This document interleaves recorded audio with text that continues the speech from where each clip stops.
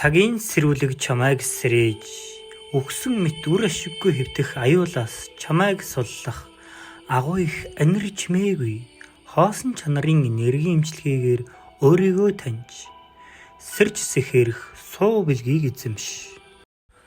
Хоосон чанарын энергийн имчилгээний нэгдэх оролтоор зөв хүссэн бүх зүйлийнхэн давтамжинд хүрч, түүнээс цааш өөрөө ч хүрч чадахгүй байгаа, өөр хүн хүрч чадаагүй байгаа далдын нэг юм байна гэдгийг мэдэх болно.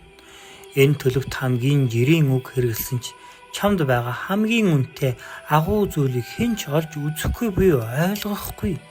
Хүний оршин амьдрах аль ч хэлбэрт зохицож чадах уян чанар чамайг онцгой харагдуулж, бусад хүн чамайг өөрийн мэддэг ганц хэмжээнд байлгах гээд чадахгүй болохоор дураар зантай гүжүүд гэж үзнэ. Ойр ганцаараа дэвэн нисэх бүрэгдтэй адил өөрөө өөрийнхөөрөө туяаран гэрэлт.